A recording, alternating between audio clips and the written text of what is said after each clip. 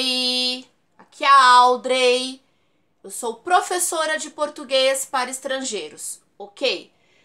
Bom, aqui no Brasil hoje é feriado e nós comemoramos o Dia do Trabalhador, o Dia do Trabalho, dia 1º de maio, ok? Bom, mas precisamente nesse vídeo eu não vou falar sobre o Dia do Trabalho, que eu imagino que seja uma história que muita gente já conheça, do porquê ser um dia aí especial e porquê é um feriado, tá bom? O que eu vou comentar nesse vídeo aqui? Eu já percebi que tem muita gente que estuda português de uma forma independente. Não é todo estudante que está dentro de uma sala de aula, que está frequentando um curso regular de português, ou que tem um professor à disposição aí sempre, tá bom? Então, eu percebo que às vezes gera um pouquinho de confusão com esse estudante independente. E por que eu estou falando isso? Porque através da página que eu tenho aqui no Facebook, eu acabo recebendo muitas mensagens de pessoas que estudam de forma independente. E eu percebo que elas ficam confusas às vezes, ou quando elas me pedem algum feedback, ou até quando me pedem algum exercício extra que eu posso mandar sem nenhum problema para a pessoa. Mas a primeira coisa que eu pergunto para essa pessoa é: qual é o seu nível de português? O que você já estudou? Para eu poder saber, né? Para eu poder nivelar essa pessoa. E também acontece aquela confusão. Tem estudante que acha que entende bastante e acaba descobrindo que não entende quase nada de português. Acontece o oposto também, aquele estudante que acha que não sabe muito e aí eu percebo que ele, na verdade, ele já andou um caminho bom aí com o idioma, então ele sabe bem, tá sabendo bastante até. Então eu percebo que tem aí algumas confusões, ok? Bom, é claro que para saber o nível, né, a resposta mais óbvia é: bom, Audrey, então o que eu tenho que fazer? Eu tenho que fazer uma prova de nivelação. Isso acontece com todos os idiomas do mundo, né? Se eu quero estudar inglês, eu preciso saber aonde que eu parei, ou se eu não sei nada, né? Ou se eu estudei alguma coisa, eu preciso passar por uma nivelação ali para me colocarem no meu grupo específico de estudo, certo? Mas aqui eu não tenho como lançar uma prova para quem estiver me assistindo, né? Então, o que eu vou fazer? Eu vou fazer uma leitura de um texto. E através dessa leitura, você, aluno de português, você vai sentir qual é o seu nível, ok? Porque eu sei que tipo de leitura é essa e qual é o nível que esse aluno tem que ter para entender esse texto. Então, eu já sei isso de maneira prévia, certo? E, de acordo com a minha leitura, vai dar para ter uma noção. Eu tô bem de português, tô entendendo bem. Não entendi metade do que ela falou. Entendi tudo que ela disse, maravilha, ok? Então, qual é o texto que eu vou ler? Hoje eu só vou ser uma leitora aqui, ok? Eu vou ler o texto do Brigadeiro, tá certo? Brigadeiro, o docinho mais famoso e com a cara do Brasil. Então a gente vai falar um pouquinho do brigadeiro. Que o brigadeiro é o doce mais famoso do Brasil, disso não resta dúvida. A gente ama mesmo. O que muita gente não sabe é que essa guloseima é uma invenção deliciosamente brasileira. É verdade. O docinho tem por ingredientes básicos o leite condensado e o chocolate em pó, e é encontrado em praticamente todas as festas de aniversário, seja de criança ou de adulto. Sobre sua origem, pouco se sabe.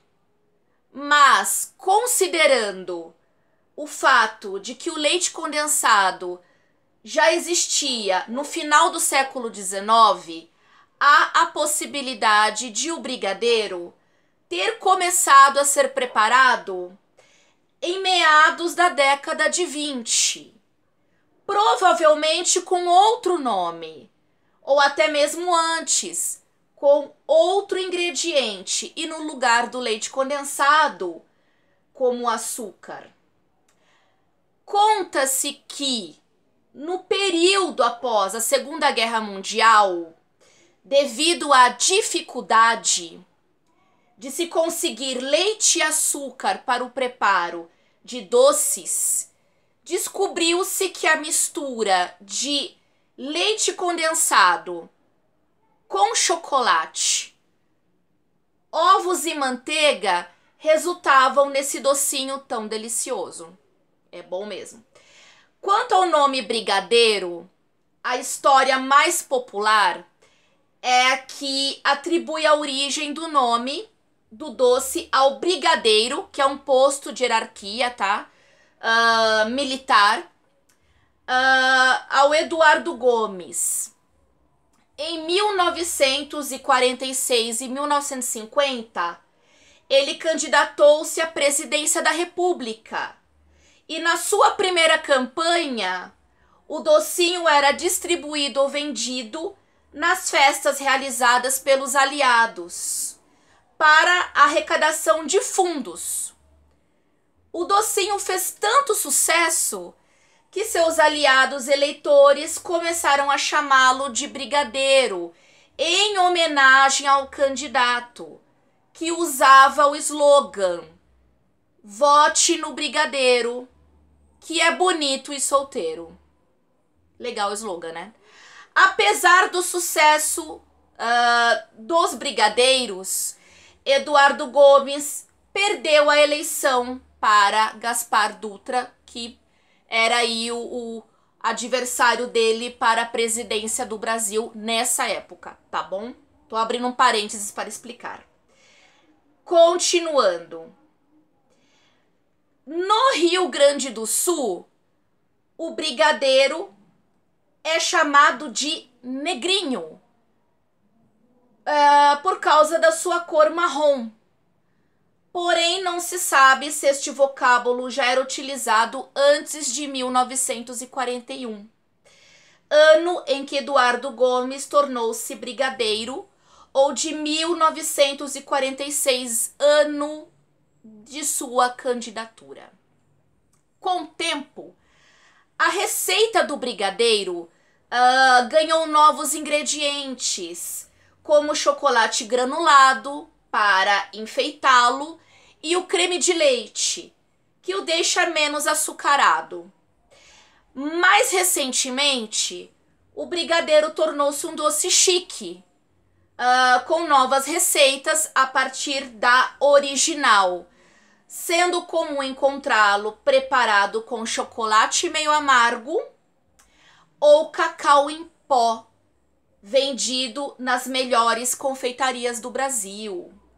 Em outros países, a exemplo da França, o brigadeiro é conhecido como trufa brasileira. Delicioso e afamado, não é à toa que o brigadeiro é a cara do Brasil.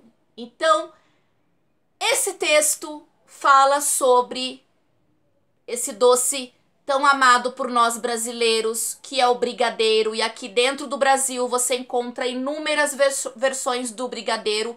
Isso é verdade, ok?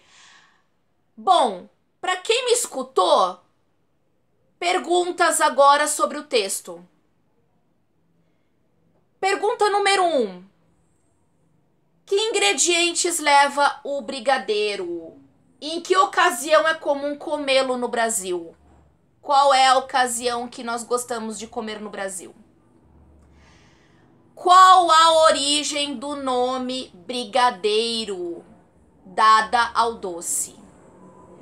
No texto, afirma-se que o brigadeiro também pode ser encontrado nas melhores confeitarias do Brasil. Como é o seu preparo? Leva novos ingredientes? Explique. Então, eu li esse texto que fala sobre a origem do docinho brigadeiro e eu fiz agora no final 3 perguntas para quem está estudando português aí e quer se nivelar. Você compreendeu a minha leitura?